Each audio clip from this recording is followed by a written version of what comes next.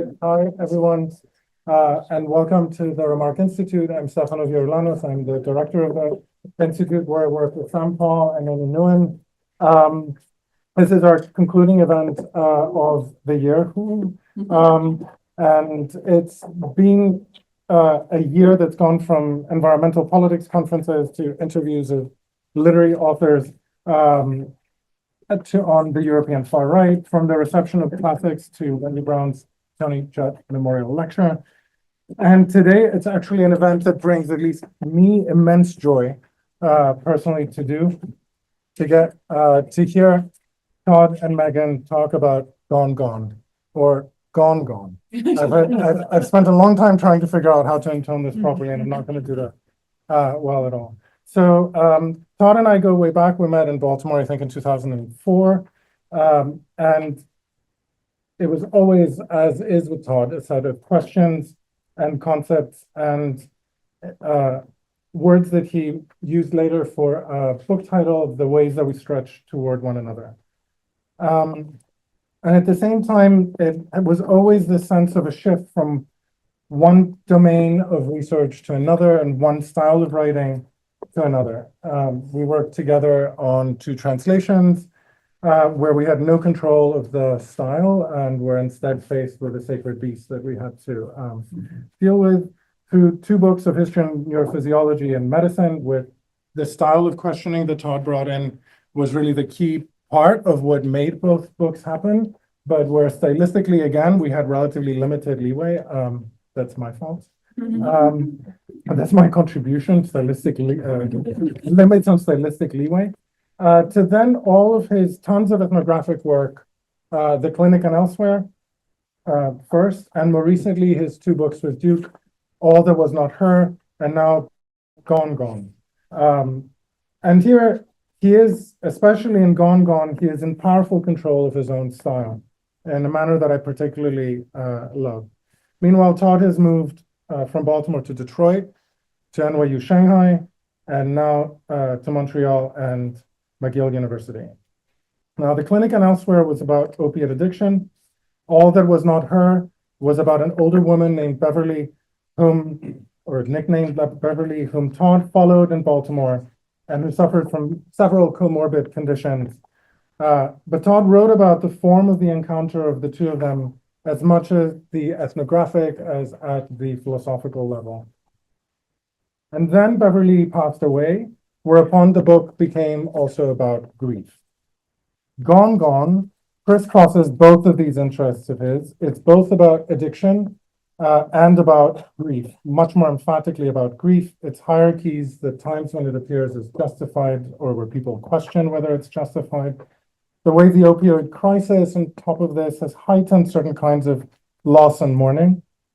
And it confronts us with the whole world of demands about remembering, unremembering, nightmares, directionlessness, and so on. It's an astonishingly beautiful book, and we have copies of it outside. Now, together with Todd to discuss Gone Gone and its themes is Meghan O'Rourke, the multi-award winning author of The Long Goodbye and The Invisible Kingdom, Reimagining Chronic Illness, and poetry collections Sun and Days, Once, and Half-Life.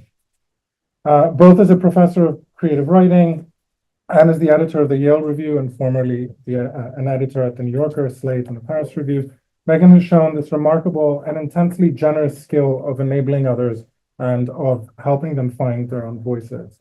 Her own voice is particularly powerful, I think, in her own book of grief, On Grief, The Long Goodbye, but also in the complexity of The Invisible Kingdom, at once as a protest cry, an autoethnography, a study, and an appeal, a memoir and an appeal to rethink the way that we understand chronic illness. Now, I'm going to shut up, and Todd is going to talk about the book for a bit and then read from it, and then he and Meghan are going to proceed to discuss. So please join me in welcoming both Todd and Meghan.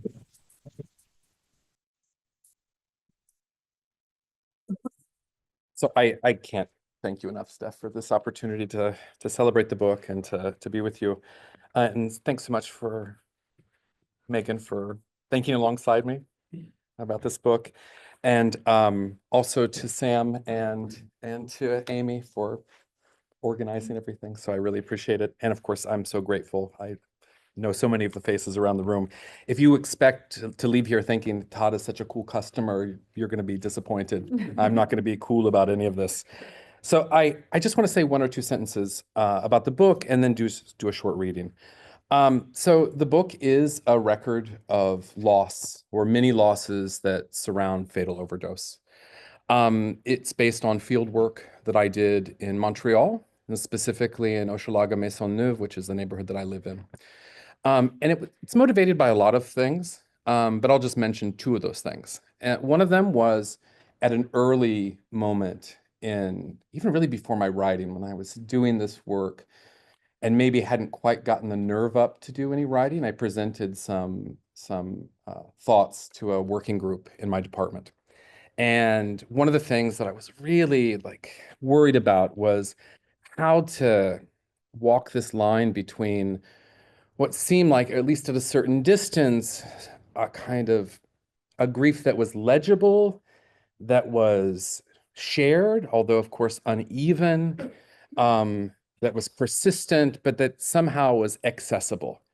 That, in contrast with also what I was seeing and hearing in my conversations with people over several years, which was this inventive, crushing, highly individualized grief that not just wasn't accessible. I mean, it refused accessibility. And I was trying to negotiate these two things. And I said it just as clear then as I'm saying it now, fumbling through. And one of my senior colleagues piped up, as senior colleagues sometimes do, and said, I don't understand what your problem is. This grief is all the same, and it's all about shame, and it's all about stigma, and why don't you just focus on that? And had this very kind of leveling attitude. And so, of course, I disagreed. But even in that disagreement, I didn't quite know how to solve the problem that I was presenting. And then the second thing, which was after I did get up enough nerve to begin writing, I published a small piece in the medical journal, The Lancet, in 2023. And in that piece, I outline why this form of grief, whatever this form of grief is, requires forms of writing that kind of meet it on its own terms. And I said that, but I didn't really do anything about it. And after that tiny article was published, oh God, Todd, clever boy. Like you've named the problem without doing anything to begin to address this question about the forms of writing that might actually hold this thing, or at least begin to reach toward this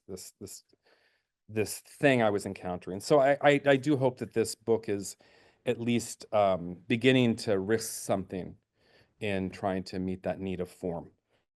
And so I just want to do just a little reading from the book, from the second section, entitled Afterness. Okay. So night is full of missing persons. It belongs to them. He woke up, she did not. Neither returns. Her purple flesh gentle with pink spider webs, blue lips and gray skin, limp, our deaths before Narcan, not ours, or hers. Puce. Her sick was puce. He finally remembers the word. Her loss expands his color palette. What is it about the gel orange hum of night streets that lulls humans into a sense of shelter? The dimly lit in-between spaces in cahoots with darkness. We might find a clue in how our subconscious remembers the color of day passing through a mother's flesh, brightening the uterine world we all once inhabited, alone, each in our dawn orange womb home, in suspension. Surely there was once or twice in the story of a mother when her life was lit wildly. The nocturnal city shares this unborn orange, dimmed as it passes through folds of protection, our cocoon, reaching us unexpected and new. We still crave it, surely, enough to put up with all the rest. Who doesn't smell this orange? Garbage, subway air, and old grease, its invitation and danger. Primitive memory of this first light keeps us ignorant of shadows and what might lurk there. Or maybe it is safety itself we're so eager to reject, the necessary desire to leave the nest or the cave, to be or become. Warmth and affection short-circuit our objective need for self-preservation against a plodding chiaroscuro. It is this original light that cannot be returned to us, though we want it. Catherine's children were taken from her the year before she passed. She died in that moment. All the rest was postscript. That much was obvious, he says. We are lucky it rained. It cooled things down a bit. A shower always clears the air, a reboot. The water doesn't pool on the sidewalks for long. Its vapors either return immediately to the heavens or find soft passage downward. So woefully biblical these moments after a rain, flood, rebirth. How deep does it sink, this rain, through the street, asphalt, rubble, clay, and dirt, before it makes its way upward again? There must be a point during its passage when it decides to make the return, when its material and spiritual circumstances cause the sunken rain to reverse course. There must be a moment in its journey when descent becomes ascent. Oh, to be so lucky. We dug a hole for our things. Our aim was to smother them, some other them, some mother them, to cover them over and remove them from our sight, to extinguish remembrance and to unmember them. We commit burial, to disappear them, to erase them, with no attention to decency. What we didn't know then was that such an act was only temporary. Concealment, a kind of not quite entombment in service of a someday return. So woefully, woefully biblical. Our unwitting transaction was to offer these objects to the ground to be transformed. In doing so, we not only transform them, these objects, but the earth that surrounded them as well. Paper and fibers and small flakes of metal and plastic separated from the soil, sucked out and joined with dirt, broken zippers and torn seams, a hand kneading these things, doing work unseen. Over time, weeks, decades, this turning and stretching causes them to become one. A something unrecognizable in parts, altered under the soil as one. And then the rain passing over these now changed things. Things changed now, one newly joined thing. The rain traveling deeper and deeper into the earth refuses to take this, only now one thing with it, into the depths. But with the movement of each drop downward, the rain pushes this thing, whole and changed, upward, aiding its return, to make space for the rain's journey, downward in exchange, returning this thing to the surface before the rain's own return, a prelude to its own changed course. The churning world under our feet, the objects now indistinguishable from the medium that holds them, together urge a return. Nothing ever stays buried, not really. Such a long road to arrive at a simple point. Night's orange unstill its vibrations, pantomime the unseen drama beneath us, the ground throwing its voice. There is no center, nothing to offer direction, no horizon to level us off. Our ears refusing to clear as we slowly lose altitude. Tinnitus ringing loudly, heavy, a blanket over our senses, no signs to guide us, dampened, distracted night. She waited for a pinch of remembrance, the memory of him to visit her in the dark, but it came on slow, the morning after the endless night. It was a restless leg, a surge of intrusive thoughts, a sore shoulder. She would turn over and over in bed, a nocturnal pro wrestler, flip after flip, pile driving the pillows and mattress into submission. Remembrance is a body without rest. It is the hunger for reprieve through distraction, which is just the fucking worst. Really. And it is the fucking worst because it works kind of, but only for a moment. And even in the moment of working, it does so just long enough, just enough to feel the lingering absence of relief, distraction's phony efficacy, plugging away at its promise and wrongness. She asks, why can't a return be a return? We crave wholeness, finitude. We crave the fullness of apparitions and phantasms and ghosts. We would even settle for the occasional poltergeist. Of course, we're all too clever for any of this. We know this is not a return, not a real one anyway. Ours is a gray mass that rests in the chest, an ache that burrows into the lining of the stomach, to linger and grow night. We celebrate broken bits or leftovers because we know that's all we're going to get and all we're ever going to get. So start getting used to it. It hates the words of others. It resents sharing its memories with them. It burns it down to start again. It makes closed fist threats and refuses eye contact. It doesn't sweat the small stuff. Barf. It still needs to do the dishes, empty the litter box, stop scrolling on its phone, wipe piss off the toilet seat. It answers emails and sends fresh, I hope this finds you wells. It needs a lay and a nap and a marriage of both. It deserves a space. It desires a space for all the things that cannot be said, the accumulation of things that refuse us. Streetlights. Mary Eve could see from her kitchen window the slow falling dander of cottonwood trees, each white puff feathery seed floating weightless, producing a different time signature than the world around it. Bright and perfect, not snow, volcanic ash, a freeing catastrophe in slow-mo. Just close your eyes and let it take you, gathering in gutters and at the edges of sidewalks after its soft journey. She takes stock of her surroundings. The screen on the kitchen window is torn, bugs are entering and exiting at will. The fruit fly situation needs to be addressed, and soon. Her refrigerator is buzzing, loud. It is crying out for the drawers to be removed, soaped and scrubbed and returned. Crumbs everywhere, tiny holes in the walls left by the previous tenants. She doesn't see them anymore, but she does. She loved to make her bed as a little girl. She can't remember the last time she's even changed the sheets. There sits a box of his things. She prays nothing in there is rotting. It will live in the hallway, after him, untouched. This is her time of debris. She has lived in ruins without letting them in.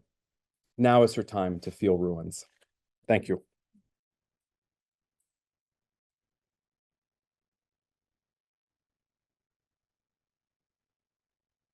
And that's it for me. No, we've just begun. I also want to thank Sam and Amy for getting me down here, and Stefanos for having me, and you for writing this book, Todd. There's so much I could talk to you about. I could talk to you for hours, and I think we only have about half an hour, and then we'll take some questions. But maybe we could start with where this book began for you. You touched on that a little bit with this idea of needing to find a form that was not kind of a received form Yeah. for writing this. I think the result is, it's not quite memoir, it's not quite ethnography, it's not quite philosophy, or it's all of those things. The poet in me thinks of it also as a lyric essay. And I just wondered if you could walk us through that moment when you realized you wanted to form, and then what happened next? How did you actually begin here, and what were your constraints and ideas? Yeah, I have to be honest that as a project that would result in a piece of writing, I was so uncertain and remain, in not a performative kind of way, but like remain very uncertain about it. It started really during the time in which I was in lockdown, when I had just moved to Montreal, a city that I didn't know very well. And, we have hangovers from other preoccupations that we have. And so one of those hangovers for me is what are the consequences of isolation and disconnection for people who are substance using, who are, like in my last book, who are living in situations of economic and social vulnerability. And what does the everyday of that look like, especially when there's a shared crisis, which of course is profoundly uneven. And so most of the— And by uneven, you mean inequitable as well. Inequitable and also uneven in terms of the way in which people receive things in their lives. I mean, I think just as I want to put a pin in it, but I mean, there's so much banality in this book as well, but I want to talk about a little bit. It's not just a series of like, kind of adventurous situations that give some kind of insider purchase on, because they're extraordinary, spectacular. I mean, that protractedness, something I was trying to explore, because I think at the time we were all living, kind of protracted, monotonous, uneven existences. And so that focus was not on overdose or even substance use. It really was on just a shared condition that's not really, at the end of the day, is really not shared in the same way. And then because of my previous work on opioids and working with adolescents, I had a growing concern, like a lot of people who work on drug use and harm reduction, that things were turning very bad for. And so that's where it began to find some focus. But I didn't know if that would be something that I would want. I didn't know if that would be a focus on overdose, or if it was just going to be about people finding support during this time in which all those networks of support were beginning to erode. And kind of all of a sudden, it really did turn to how people were carrying grief and Yeah. loss. Yeah. And there are plenty of people who are doing amazing work in the harm reduction community in Montreal.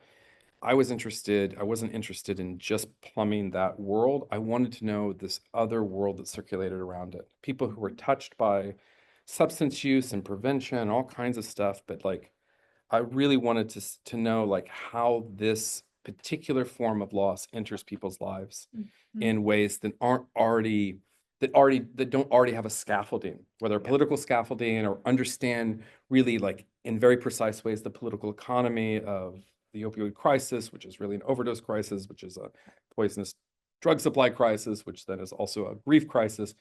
I did not want to just, look at that particular that thing that was already there. I wanted to spend time with people on the periphery of that. And so that's, in a way, that's how it began to evolve, but I didn't know what form that it would take, because I also didn't think something that doesn't already have a scaffold, like what do you hang these experiences on? What's the commonality? It did not have a coherence in the very beginning that announced itself. And so I didn't know what form that it would ultimately take, other than it was also kind of like highly personal. I mean, it was a highly personal project in the way which I was using myself to be in contact with people. Sorry, I'm just. No. You're touching on so many things I want to talk about, this is fantastic. But, it does strike me that I was going to ask you more about the form, and I want to get to some of the bigger philosophical and kind of aesthetic questions too, and then some of the kind of social policy questions. But in that fracturing, so if you haven't read it, it's you heard some of this, but there's fracturing that even as the book goes on, it gets more and more fractured, right? And there's this, the poet in me was paying a lot of attention to the white space and the silence and what couldn't be said as well. And I think there's this real implication in the form. The form actually enacts two really important things that make it hard to write about what you're writing about. One is uncertainty, and the other is illegibility or erasure.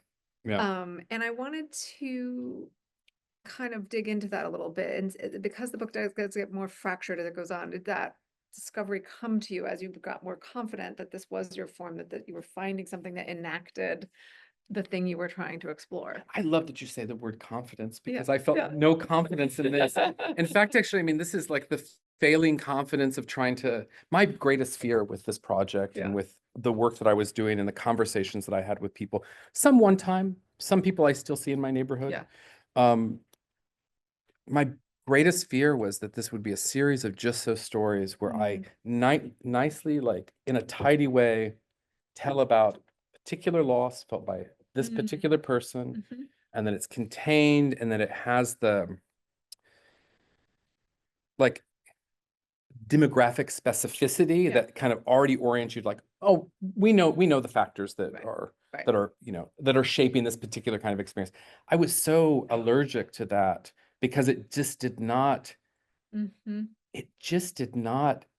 match or rhyme with what I actually was what I was actually like seeing and hearing and kind of feeling, like these lingering feelings after these interactions. Well, that's part of what I wanted to get at, because I think that a lot of one of the things this book resonated with me so much, and I was so excited to talk to you, is that I think in my own work, I'm very interested in the places where we have a pretty developed cultural conversation about something, but that conversation seems to me to be missing something essential. And often that thing that's essential is something that resists being put into what I think of as like transactional language. And I wonder if that's part of the insight, the poet in me thinks, right, you found poetry here, because only poetry is the kind of discourse that can fully crack us out of that kind of, I already know this, right? Metaphor is from the Greek for to carry across. And there's so much metaphor in this book, and it made me think a bit about Sontag and illness as metaphor. And that book is often misread as saying, we can't really describe our illnesses in metaphorical terms, literal metaphors. But what she's really saying is we don't want to have kind of cultural narratives that become metaphors that harden into place, Yeah. that prevent us from seeing. Yeah. And so one of the great accomplishments of the book is the kind of using of, we heard this in the reading, all of those local images and metaphors to break open, I think, a much larger cultural story Yeah. and kind of push past. But I have a question, which is, before I get to some other questions, I want to understand, you said field work. Okay, I'm a writer and reporter. I'm not an academic. Tell me because the field work enters this book in a kind of alongside, it's always alongside and not always directly expressed what it is and what you were doing. Yeah. Can you tell us a little bit about the field work that formed? Yeah, I mean, it's this is a boring answer. I mean, Mhm. it is a way of working for me, like as an anthropologist. When I think of field work, I always fundamentally think of it as a series of contacts, like, Mhm. and trying to think not just Contacts contacts, or context? contacts, like Mhm. these moments in which one is in the same room with another person, Yeah. and gets to dwell with them for some time. Not, you know, not a set of qualitative interviews that are open-ended or a conversation here and there that gets cobbled together to like create a kind of narrative, but really like just spending time with people. Right. And it is a boring, straightforward method of doing work. And something, but I always see that as like the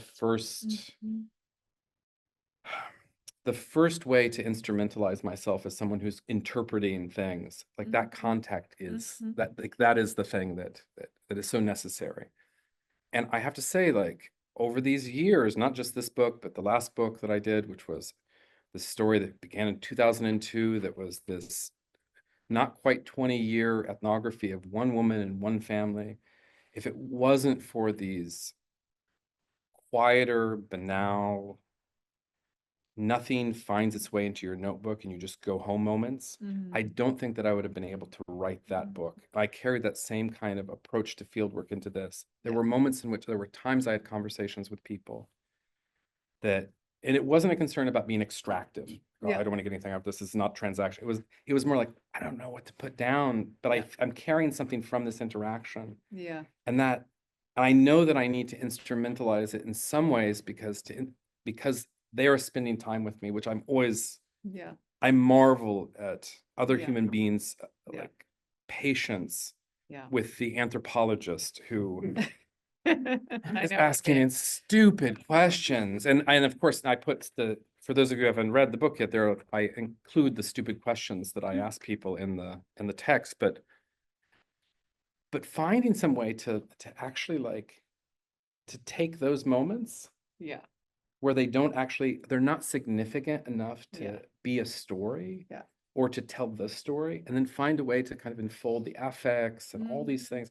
That was my challenge. And it was a challenge in the last project in a much more kind of longue way. This was much more like immediate, but it was also so potent. And so the field work here is just contact. I told you it was a boring answer. No, it's not boring. Because actually part of what you're talking about is if often the contact is, it's not that it's extracted, but you're focused on the contact with them. This book captures the contact with you, right? The contact that they have on you as well. And I think that that's so kind of urgent in this moment when the opioid crisis is so widespread and so kind of universal in a way. Can I just add just a little to this too?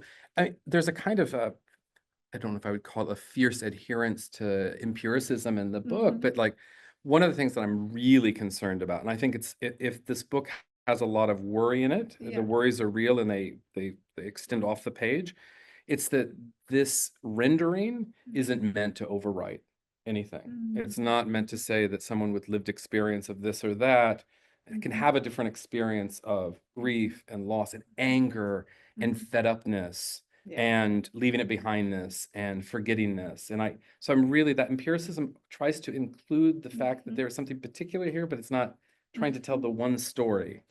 It's not trying to give evidence of just this thing that then can be kind of, in a way, amplified and cover up other things. Yeah. If that makes any sense. It does. And I think especially if you look at the book, you'll see this. And actually, that brings me to my next question, which was the book employs these three recurring pseudonyms. I believe they're pseudonyms. Eli, whom I don't think you heard in that, but Marie-Eve, who we heard, and Catherine. And both from your introduction and from reading the book, the reader becomes aware that these are distinct people and also overlapping people, that these names come to stand in, I believe, for more than Yeah. one person, Oh, yeah. more than one story. This was such an interesting and destabilizing thing to encounter as a reader, and that destabilization is something I'm still thinking about. For two reasons. One, we often think, or certainly poets often think about the work of writing about those who've passed as the specificity of elegy, like fastening them to the world, like Yeah. remembering them, holding them here with us in some way. On the other hand, when we write, the reporter in me who's trying to write about the scope of a crisis, chronic illness, opioid pain, you're using numbers, million, this, da, da, da. So what's so fascinating about this is the way that it kind of moves us between the particular and the plural and the singular, as you put it. I want to hear you talk a little more about this. Did you think of this as challenging or feeding into the notion of the monolithic grief experience? It comes, I think, partly out of a response to this senior colleague question of a sort we've all had, which I think is a really interesting I'm one. sorry. Because as soon as you said that, I was like, they don't all sound the same. They Yeah. sound so different to me. But tell us more. What did it reveal to you too about the challenge of narrativizing grief, which is one Yeah. that I think about a lot. Yeah. I mean, using the same three pseudonyms really pushes hard against Yeah. even in a work of ethnography, this Yeah. idea of like, well, it's representative enough, Right, that exactly. it might be a little scientific in our understanding, but Yeah. you've talked to enough people that Yeah. that you've covered your bases or whatever. That's so interesting. So there's this one, Right. there's this one side, which maybe Right. the number side of things. Yeah. Then there's this other part, which was, it was precisely what my colleague was suggesting, which was, it's all the same. And Yeah. part of the reason for using these three pseudonyms throughout, one, they do the work. I mean, I also live in this neighborhood. They do the work of protecting identities, which pseudonyms always do. They do this other thing, which is they provide a test. And I don't know the answer to the test. I don't know if it's successful, but it is pushing on that notion that anyone can, if this dynamic, if this phenomenon happens, that in some ways there is legibility between each of these cases, which of course there are. I mean, there are certain things that are legible between each of them, but there are things that are such radical like breaks between them as well. It helped for me to illustrate that in a way that felt like meaningful, but also disruptive for the reader. But I also have a nice prologue because I have an editor who says, I'm looking again, thank you, who says maybe you need to give some hints, and a few people who read it early on in early drafts who wrote me emails back saying, I don't know what's going on here. So enough signposting was necessary. But even with the signposting, like, we all read a prologue pretty quickly. So clever things. The prologue is poetic in describing what's going to Yeah. happen. So I read it, but then it does I think happen. I know what's going to happen, but I'm not sure. And then it does happen. Wonderful. I really appreciated that. And then it does. But as you're talking, I'm thinking too,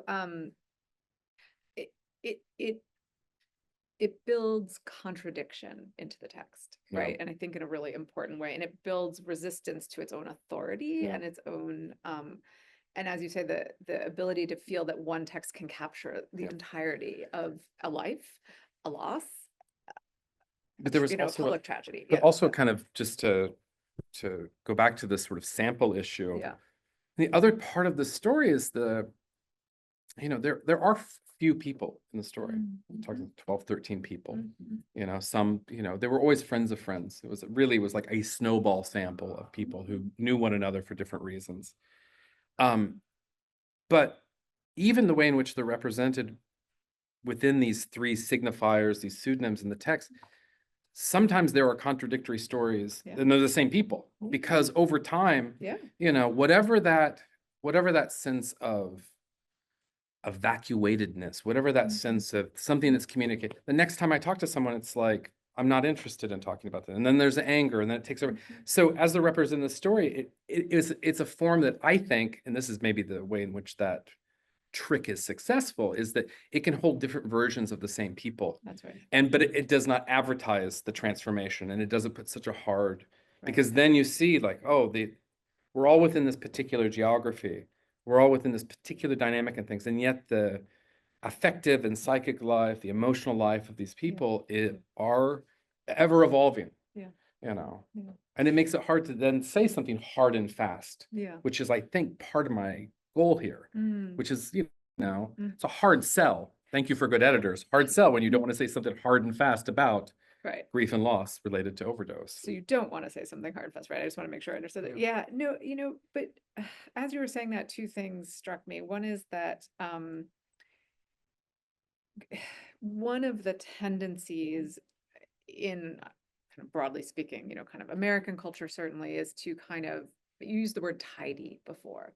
And it's to make really painful stories, really painful experiences, even everyday grief, as legible as possible and as kind of structured as possible. And grief, however, is this unruly, messy thing. And in particular, you're interested in disentangling a very particular kind of grief within a larger concept of grief, which is the grief that follows overdose death and what surrounds it.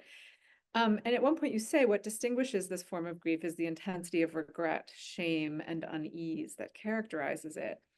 And I was thinking, listening to you talk, that the structure and the pseudonyms and the fact that many stories are built in and also the stories themselves are self-contradictory allows for that sense that I think is in the text, and I wonder if I'm right, that one of the things that people are haunted by is the sense that it could have been otherwise, which is a bit of a fallacy, right? But we remain haunted even in medicalized deaths where one little thing goes wrong, that it's this very human thing to think, I could tell a different story. Yeah. And I wondered how much that was part of your thinking as you were the kind of larger narratives and how you were pushing against I think that comes out in this is where that question of form is really important, especially the kind of pops and scratches, the gaps in between things. I mean, as you read, they kind of disappear a little bit. Yes. Because they're not, every section isn't trying to reinvent that. It becomes kind of part of the rhythm of things, which I think is also reflective of my conversations with people. I think if anything, this desire not to create something in hopes of capturing the uncertainty, the unwieldiness, and then putting it in a form that is just as equally certain and wieldy as the thing that I was resisting to begin with. And I mean, the discussion of disenfranchised grief is probably part of that, which is that it gives also a very neat way to understand forms of grief, which are hard to grieve. But again, if you telegraph out, that makes sense. But when when you're close to this, that doesn't, how people occupy that disenfranchisement is particular and always evolving. And it's something that is fragmentary. And so I guess, I mean, one of the things that I'm very resistant to in this text is the idea of a kind of, it's not an experimental text. To me, it is a rhyming text with a set of encounters and experiences that I hope to put onto a page, which are always failing to do that work of translation because they're always mediated by something. But at least they're not doing this other thing, which is tightening to the point of like utter constriction, this thing, which then when other people have that thing come to this text and don't recognize themselves in, seems to do that same kind of violence towards their experience. And so that is that's a big, I told you this text is filled with worry after worry after worry. To add to your worries, but Please do. You can do it. If I was wondering about this very thing that you're talking about, which is that if in some sense you're turning around away from or taking a new kind of valence on certain norms of ethnography, how did you think about, or did you think about setting up your own norms and constraints and ethics? Like what then, as I think this is a book that insists on remaining intimate, sometimes uncomfortably so, right? It's also very interested in the unresolvable, the unbearable. There's data, but there's also like the ache itself. The sort of, and the it becomes an object. Yes. And so how did you think about that? And were there things you didn't want to do? Yeah. Were there places you thought, oh no, I can't, that would be a trespass? Yeah. I have to tell you, I don't want to get on a soapbox, but it is funny that when you write an ethnography on, no matter what topic you're writing on, it's somehow 250 pages long with the same citational practices and the same, boy, what a surprise that, Right. some of it is a resistance to that, but Yeah. I mean, I find this, I don't want to sound corny, but I find this to be like a very primordial text in a way, because I love that really, word for it. but I want to begin with this very Yeah. basic. So it's not experimental in the sense that it's trying to do something different or it tests certain things, but it really begins at a place that's very base and builds up from there, including its citational practices and the way in which theory enters in. I mean, I only have one citation in the book, Denise Riley's book, which is brilliant. Prologue. Yeah. Right. Yeah. And I have one other reference to Max Porter's book in translation, because I gifted it to somebody. We'd also read it in a seminar together with graduate students. So Was it Grief is a Thing with? yes, yes. And then the seminar room and the field begin to collapse on one another. Yeah. But underneath all of it, I mean, if you read Roland Barthes, you know that the Morning Diaries are in there. You know, if you read, it has the theoretical register of someone who is already saturated, but it is in the state in which it's not built out from there. And it's not looking for points of reference or points of like safe harbor and a theoretical orientation. So then it doesn't become a book of phenomenology, and it doesn't then perform that cleanliness only to then populate that thing with the messiness. But then you're really, in some ways, you're like, you're protected from things sticking on you. I don't like Teflon type text. I think I like sticky topics. Yeah. And so this is a sticky topic. And one of the strategies to remain like viscous and sticky was to also be very careful with the way in which it conformed to what we think of as a traditional ethnography. But anyone who reads ethnography knows that that is also a very unwieldy kind of genre, and purposely so. Yeah. But primordial. I love that. Oozing. Yeah, oozing. Why I'm really selling this. Well, you know, there's a book. great poem of grief, Thomas Hardy's incredible, from his suite of incredible poems about the death of his wife. Thank you. That eerie sound was just like, I was like, is it in my head or is it all of ours? A primal question, perhaps, but you should read this poem if you have not. Is by Thomas Hardy about his wife, who he kind of hated in his lifetime, but their marriage was really fraught, and then she died, and he was bereft, and he uses the word ooze to describe the feeling of grief that he has. But I'm going to ask you two more questions, and I think we should open it up, although I have many more for you. But one of the things I wanted to ask, because you just touched on it, was whether there was a tradition that you felt you were writing into, because I can think of many of my favorite books about grief and chronic illness or illnesses that are hard to make legible. And in fact, I'm thinking what you're saying is resonating so much with me, because before I wrote The Invisible Kingdom, which is a work of narrative nonfiction with a lot of research that is trying to make a whole out of a very fractured experience, in order to write it, I had to write a book of poems that were mostly fragmented and unable to make whole, because there was a way in which I couldn't try to make this experience legible until I had fully addressed and inhabited the illegibility of it, the way that only poetry could. So I'm wondering, and for me, there was a kind of tradition I saw myself writing into. Was there one for you? Were there books that were touchstones as you wrote this? There were, but let's talk about Sun and Days in your book of poetry. No, but I have to say though that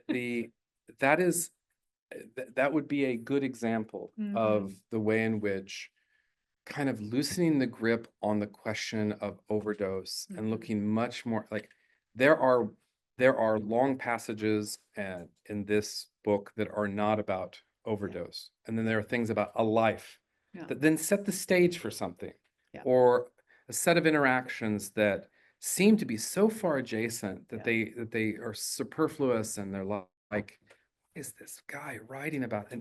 And they don't function as metaphor, they function as something else. And maybe the promise will be realized later in the text. And if you're there aren't that many words in the book, so hopefully it doesn't like exhaust people's patience.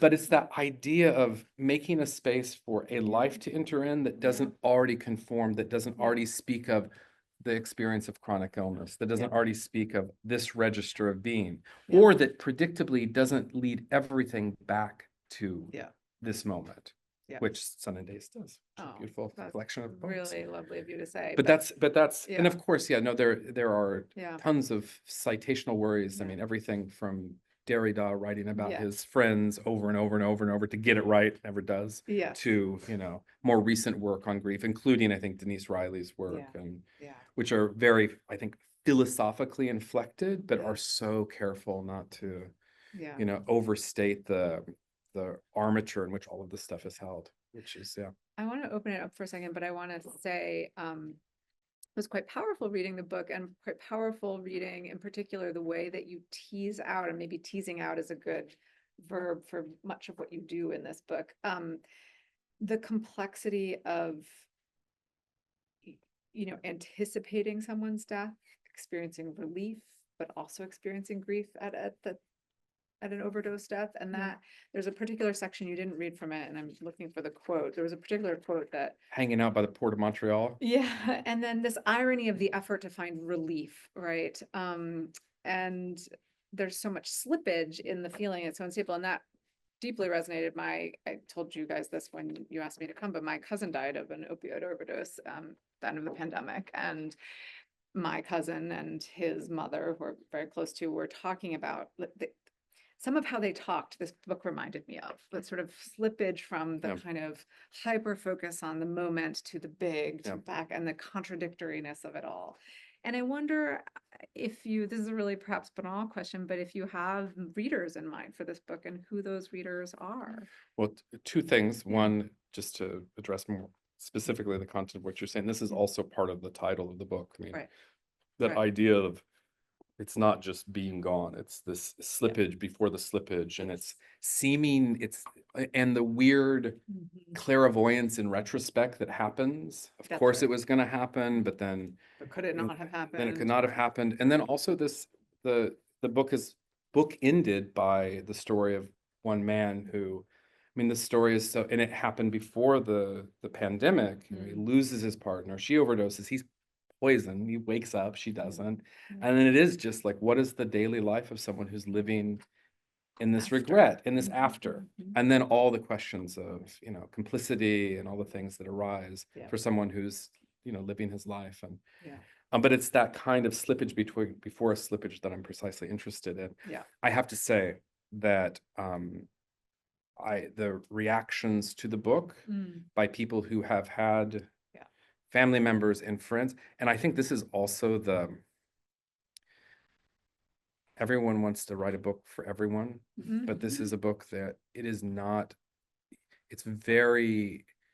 disconcerting when we start counting the degrees of separation between an experience, and how many people have this experience of losing someone, and that for all of the crushing intimacy of the work here and its particularity, it is also something that it would be a complete failure if it tried to sum it up, because so many people have this experience, and those degrees of separation they're not many, you know. And those experiences, while they all resonate and rhyme with one another in some certain way, depending at the distance from the thing we're talking about,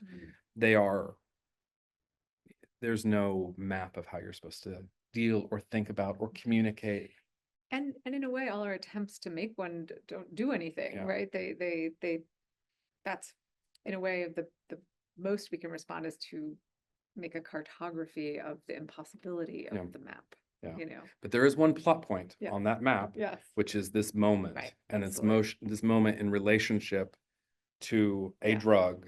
That's right. And to an event of which there is no coming back from. That's right. And this is also the reason for this 100 times section of this kind of just the persistence of persistence. One time after another. There's one node, the little thing. I really appreciated that there is a moment where you talk about the Sackler family and Purdue, and other people talk about this. It's part of the right, and it's the meat of people's conversations. Right. The book moves among so many registers. I want to ask one last question, which is gone. What is gone? Listen, I'm a Hoosier. I'm a good Indiana boy. So when something's really gone, it's gone. Like this is gone, but it's not just gone, it's gone. So, I mean, it has a little bit of maybe a colloquial. I love that. In Montreal, Quebec is not Indiana. Yeah, you know. But there are more similarities than you'd think. So. We should take questions. I'm sure there are many in the audience. Yeah, we have that. Blaine, go ahead, and then. Yeah, thank you for this. I wanted to ask a little bit, you were talking about just now about the Sacklers and sort of You know, when we talk about the opioid crisis, we're lumping together prescription drugs with heroin, with fentanyl. And when you talk about disenfranchised grief, were there variations that you saw depending on essentially the social permission to become addicted in the first place? Oh, this is one of the, I will say that this is one of the reasons why, that this book is not centered on harm reduction work, which has a very strong and important narrative about drug use and safety and all of this stuff.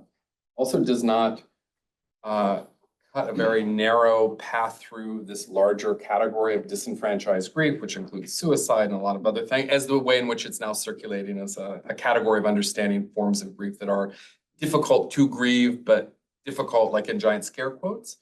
I also made no distinction because no one was making the distinction for me between the type of opioid, or in one section of the book, you know, one talks about, you know, stepping out in front of a car. Was that overdose? Because someone stepped out in front of a car?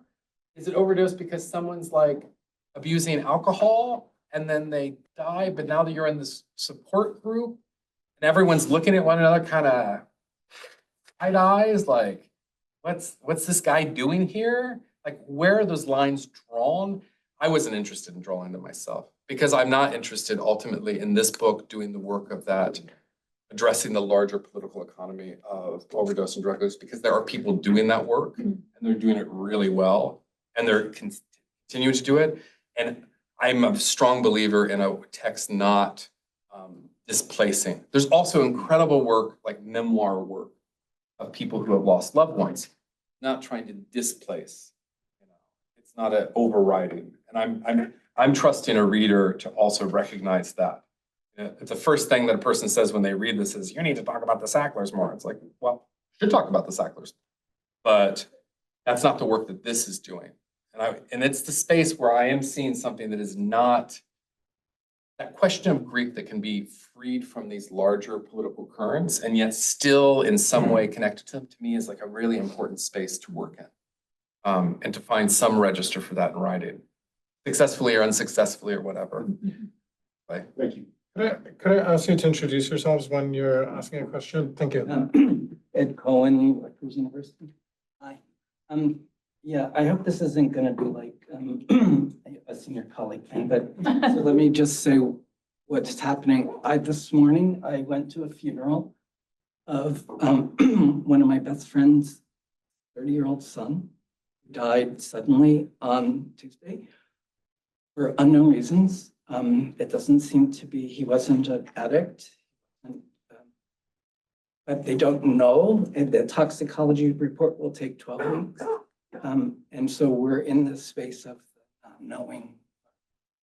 And I guess the question I have is about the particularity, like you said, you know, this is a particular form.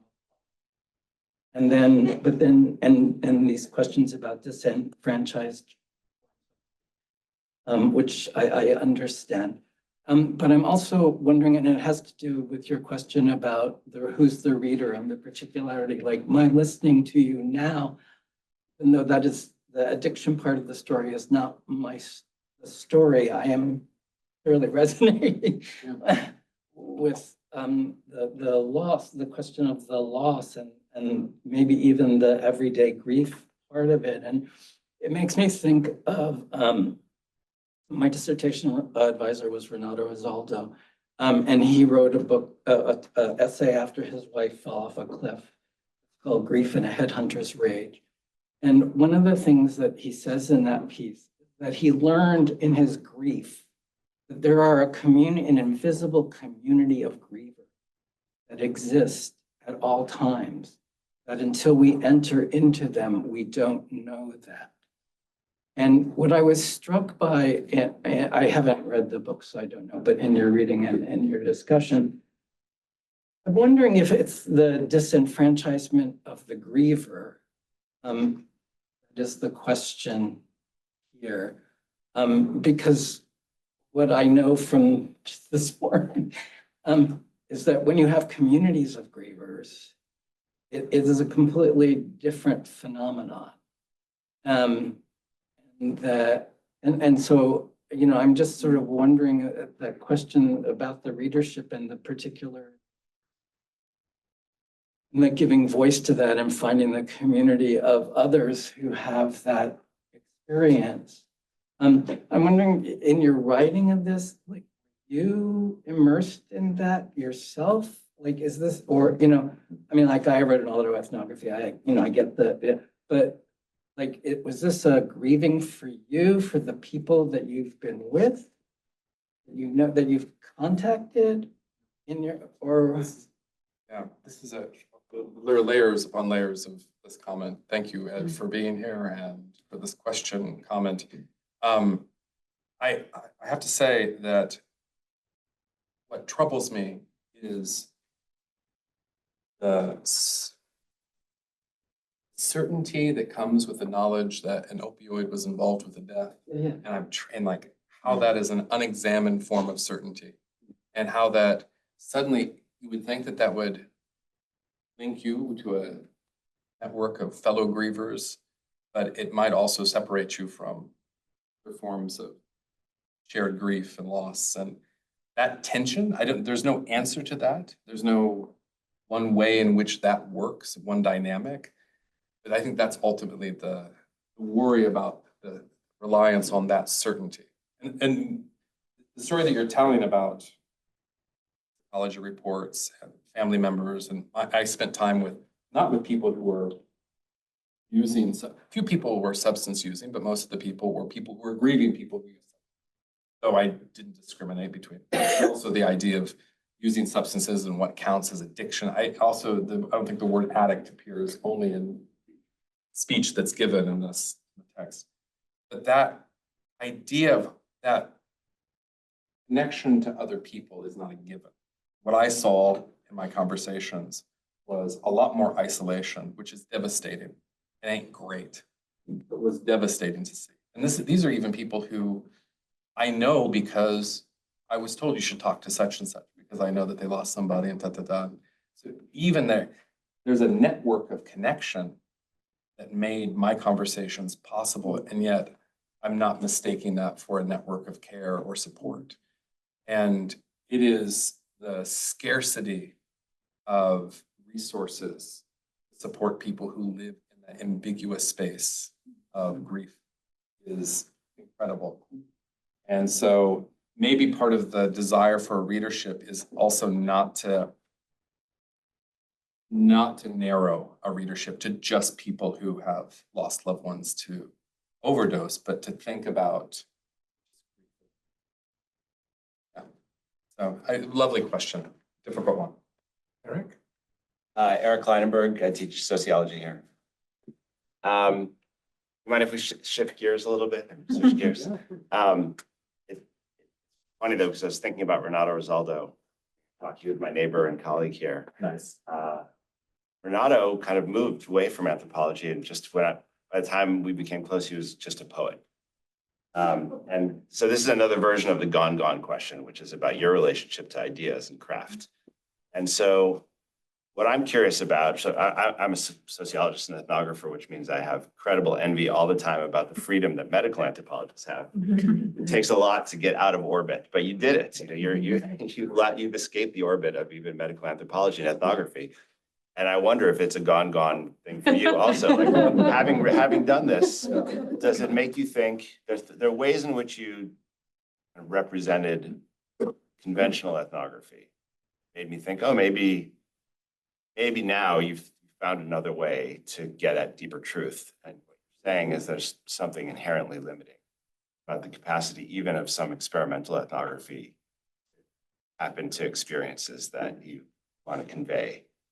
Writing but that could be too extreme. So I wonder, in doing this, did you start to think about your more conventional ethnographic work, either as an anthropologist writing yourself or as a teacher, people who want to think about how to convey these kinds of experiences? You have some insights about things that you think others in the field might do differently to kind of capture some of this, or do you feel like kind of you're moving in a Renato Rosaldo direction and really found a different work? Because thanks for the question, and here, Eric. And also, I think about that middle step is work, which is The Day of Shelley's Death, which is a work of deep ethnographic reflection on place and sets of relationships and kind of facticity of a day, like a kind of facticity that has to be like really plumbed, like what happened on this day? Like what was it about this particular path caused this particular accident? What are these sets of relationships here and there? Like it's a detective story in a way that also has elements of not poetic reflection, but like poetic interrogation of that thing.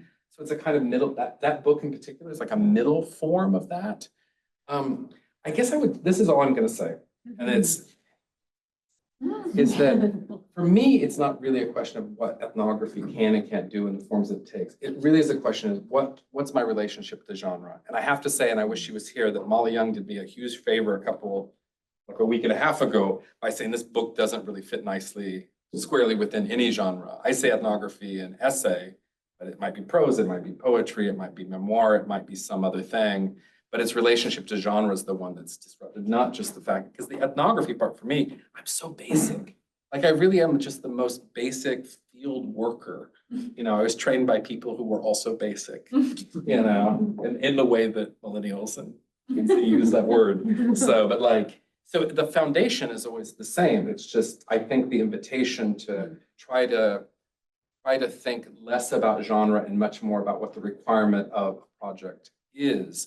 To me, again, it's like a very deeply empirical question. So then that says something different than say, I'm going to retreat to poetry because then it offers something else. I'm very hesitant in that.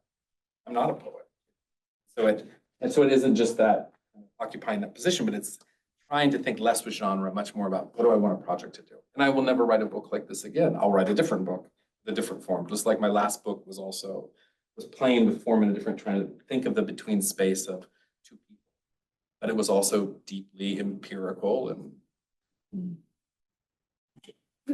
so yeah, it's a great question. Yourself, yeah. Yeah, I'm Lam. I'm in the history department or history medicine department at Hopkins. Sam invited me, so you can blame him. But my question, it's more of a question comment thinking through this conversation, and it builds on Clay, what you were saying. And I'm not necessarily asking this as a historian or as an ethnographer, but I was wondering, your excerpt ends with the word ruin. I was wondering what how you relate to that way of ending this excerpt, the relationship between ruin and like harm reduction. And I'm also thinking, just speaking through, for instance, I have no interest in representing suffering, even though like I write about the emotions in Chinese medicine. And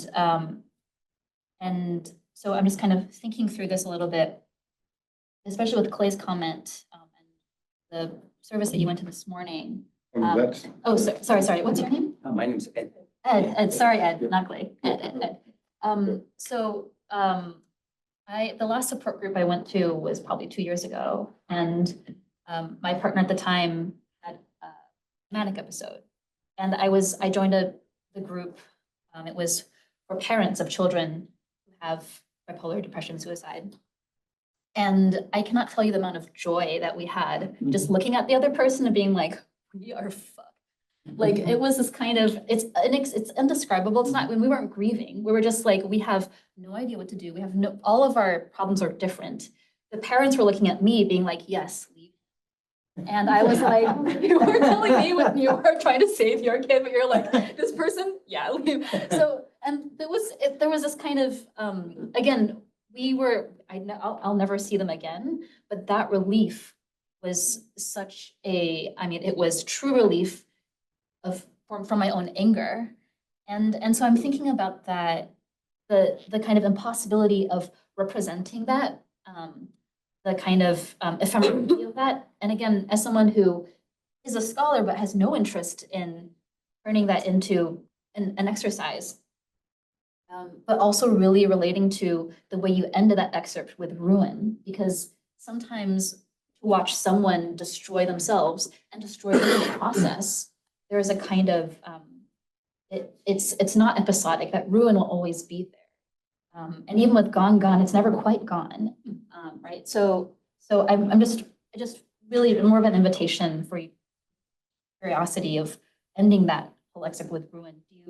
Was that a word that you landed on? Do you also think about it as interminable? It's funny that you say that impossible to describe situation, even though you're articulating it really nicely and finding language that can hold it and communicate. Ruins here in this passage in particular really is the material ruins. So not ruination as a person who is ruined, but live amongst the ruins, the detritus that comes. And the detritus comes in lots of different ways in the book. You know, going to the medicine cabinet and, you know, all those little black hairs from the shaving that get stuck in that fucking seam, that no matter how many Q-tips you get to clean out, those little hairs will always be there, like weeks and months and years after he's gone. To me, that's a living amongst the ruins. Or in this case, with this woman who has a box of stuff in the hallway that she might to her next apartment because this apartment's falling apart. That seems like the material traces of people in ruins. All those little things. That's what I meant at the end of that passage, but not the kind of moral failing that leaves people in a state of ruination. Anything, there's like so much labor goes into, and this is, I think, the benefit of talking to people over time. So much labor initially goes into the recovery of a person as a person. Tremendous amount of labor to rescue them, save them from the picture of the addict, of the person who just overdosed. And then over time, that picture begins to get more complicated. So never about moral failings or the opposite, never the heroism that replaces it. In this case, I really did mean ruins, like the way in which Stewart writes about ruins, the way in which we think of the material ruins. But also, you can't, I mean, this is the stuff of people that's left behind. The Stephanos. I went to the bathroom. He said it next, though. You gave me some, give me Ripsis. I teach history at Columbia. So I thought the conversation you were having about the individual and the social was really fascinating, and how to think about these two categories, not causally, but still interacting. But I wanted to ask you if you could say a little bit about the kind of geographical and historical specificity of the story, because it also seems extremely anchored kind of in Montreal. In a neighborhood. Right, in a neighborhood, and the, you know, the French is not even French, it's Quebecois, right? So they're kind of like. I thought you might notice that. Yeah. So all of those, and so I guess it's, maybe this is too crude, but is there a kind of policy message that you are trying to, I mean, were you also operating on that level, or is it just like? No, but I will tell you that so the Mercer, Hochelaga, Maisonneuve, this area of Montreal is very peculiar. I mean, it's the actual port. There's the old port where tourists go and have a good time, and there's a good spa there. Love it. But the actual port of Montreal, which runs around Hochelaga, is, I mean, it's a traditional, it's a Quebecois working class neighborhood. It was funny because when I moved to Montreal during the pandemic, I was living in the Plateau, which is now is mostly French from France. I call it après-ski, a very different kind of neighborhood. But like, everyone's like, oh, you need to move to the Anglophone areas, which I could before and whatever. But the picture, everyone, even colleagues who have never been to Hochelaga Maisonneuve, even though they've been teaching at McGill since the 1980s, have this picture of that neighborhood as being a place of drugs, of, you know, depravity, of, you know, like active prostitution that's on the streets and all of these things. But it also has this long history. I mean, it has a history of communism and working people's movements. And so, you know, those folks were not the foremans. They were the Quebecois workers who, you know, at the time, you know, in a situation in which if you didn't speak English, you were not running things. And so it's a neighborhood that has this feature to it, which is set apart and always thought of as being something already contaminated, already a site of ruins, also a place that can be exploited. And so part of the geography really was important to fold into the story. And also it was the geography that people are living in. And my greatest fear as an ethnographer, you know, it's certainly not prescriptive, but my fear is the idea, and this I think comes through work that I did with Stefanos on Condiem and thinking about, we have an organism, but we also have the milieu that holds that thing. And so often the story, and this is the just two story, where you're just telling the story, but it's completely cut off. Now you're telling stories about people in a laboratory. They're suspended in a media that actually is just neutral, and it's, no, there is this milieu in which all of these things are happening, and not just happening, but they become the lived metaphorical space of relationships, like walking with someone after it rains and then talking about Catherine, who's not Catherine, losing her kids, and mourning this person who was already lost, who had already died, the gone before the gone. And having that geography embedded in there without having to go into a chapter that explains why Hochelaga Maisonneuve is really good for working class people, and like a kind of gung-ho sort of like picture of the neighborhood. That wasn't my priority, but what was the priority was really thinking about it as milieu and its specificity, including the port, what the port offers, how you have to rub your hand against the grass. So like, there are plenty of feral cats that don't worry about rats, but broken bottles, you better rub your hand against the grass before you sit down and have a conversation, and watch this symphony of cranes at night, trespass area that is, which is safe in a place where people are not run out. Yeah, so I'm Mark Greif. I'm a fellow here at Remark. And I have a very basic question. I wondered about the decision to add a third pseudonym, or to move to this kind of three-person configuration or picture rather than dyad. And it's a bit of a surprise when it happens early on, and it does change the mode of the book. Some of your previous responses have started to gesture at what might be an answer, but why did you choose three? How did you come to that? What do you understand it to be? Some of it was the practical set of relationships. So in the first part of the book, I talk about this couple that then he loses his sister. And so it's this girlfriend and boyfriend and then the sister. So that begins the book, but it also begins the structure of three. And one drops away when I talk about people who are in like the dyads, but it was truly an artifact of early encounter that I wanted to also introduce. So its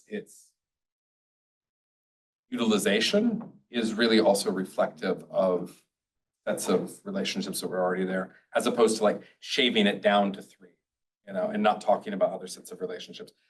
The middle section of the book, this 100 times, many of the pseudonyms drop away because some of the conversations about support groups, and many of those conversations in the book about support groups use the first person I, the direct address, even though I'm not at the support group, it's told to me, and I drop the received story and present it as a story from an author, but we don't know who's authoring this.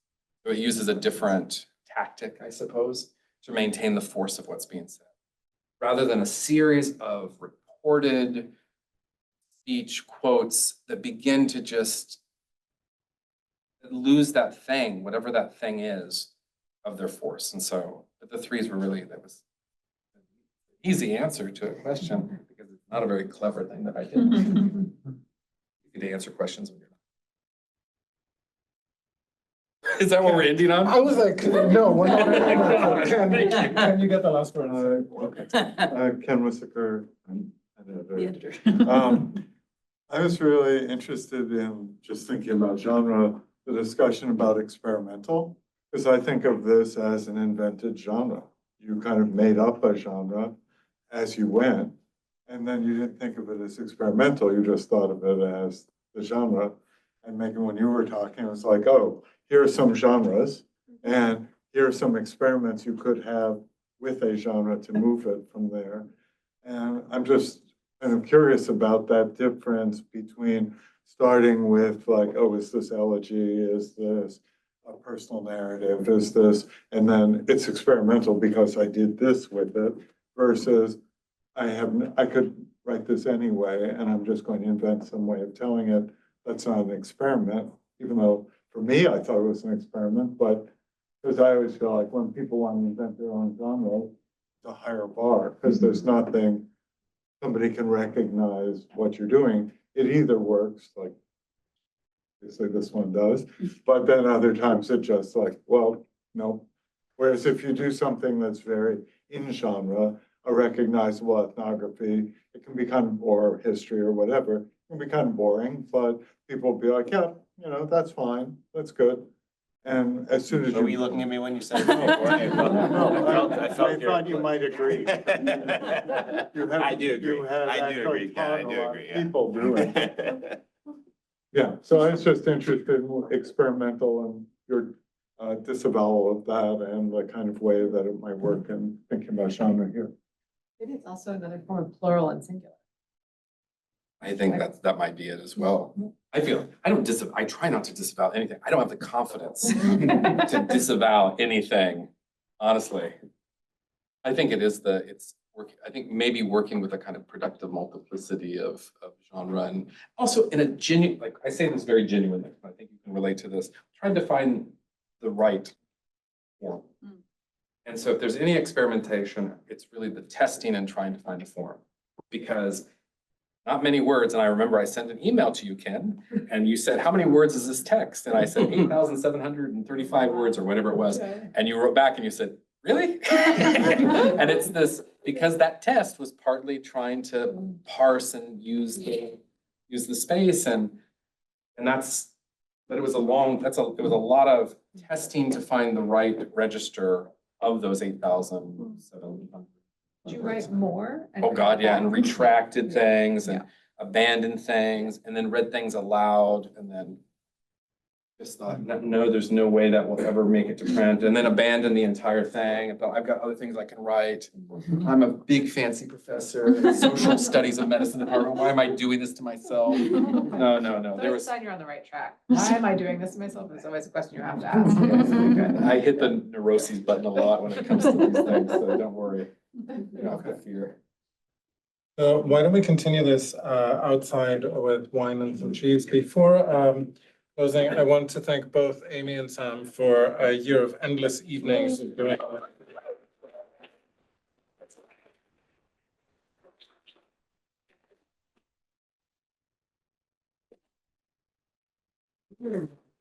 To say nothing of Saturdays and so on. But so thank you so much, Meghan, for setting up this conversation. Thank you, Todd, for. Thank you.